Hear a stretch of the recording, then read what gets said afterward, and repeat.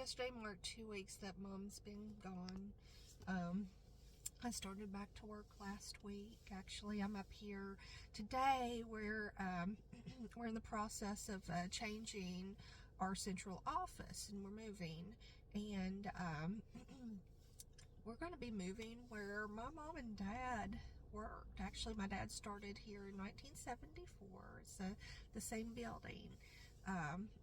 And he worked for Unicarbide and Dow, and later on my mom came and worked with him too. So that's where my central office is going to be located starting July 15th. So it's going to be different. It's I don't know how I'll feel, because I grew up here.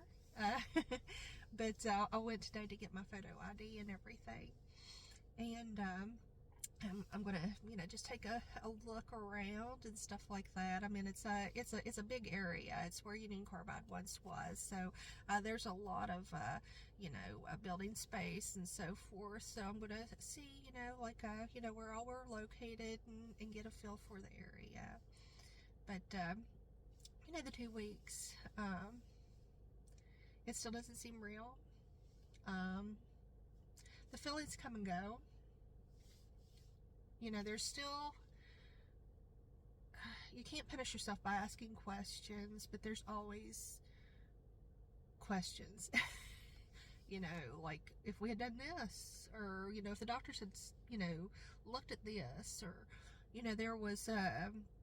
there had been like warning signs a year before I wasn't aware of, but then when I started talking to Dad about like her white blood cell counts and so forth, and her oxygen levels, things that the doctor could have looked at that Dad had questions about that the doctor didn't address or said was nothing, that actually were signifiers of cancer, which, hindsight's 2020.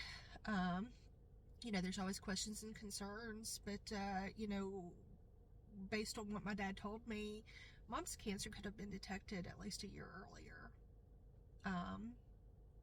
But who thinks that they have cancer, and you believe what the doctors say. Doctors are always right? But, I've been just, going to the house helping Dad. I cleared out the fridge and the freezers and everything yesterday, and, I cleaned up the house a little bit for Dad. And, there was moments when I got really sad, because it's weird, because I was looking at things that I'd bought Mom for Mother's Days and birthdays and Christmases, and poems that I wrote her through the years, because Mom loved poems. And it's like, those things are still there, but Mom's gone. And that was hard to think of, is, those are still there. Those are just material items. But the reason that, they're there, that person is gone, and that was hard. But I didn't mean to cry. I was just going to, give an update. But that's grief too. And it's good to let it out. It's good to cry and not hold the pain inside, or be ashamed of, that you're upset. And I told my son that as well, is, it's okay to cry and let it out when you need to. Don't, pin it up inside of you. That's not healthy. But, every day it's step by step.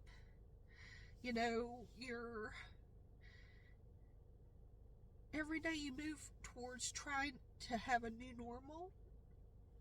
Like my steps were, going back to work, dressing up, actually putting makeup on, because for the past 3 months, I was in jogging pants and t-shirts at the hospital, and, I got my hair cut off, a new start,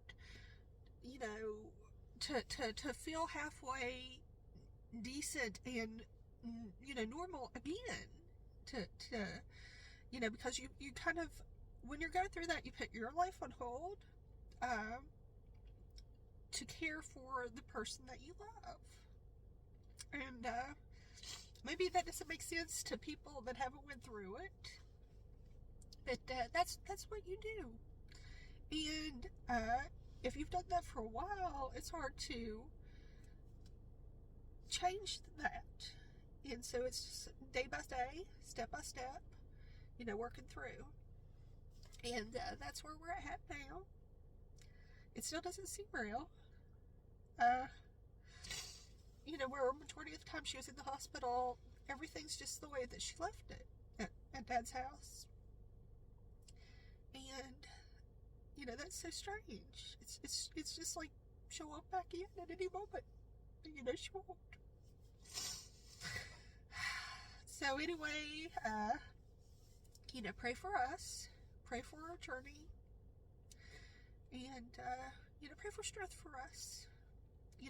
As we navigate this new normal without Mom. And always check yourself. Go to the dermatologist. Be proactive. If you think that something's wrong, get it checked out. If you don't trust your doctor, get a second opinion. Thank you, and God bless.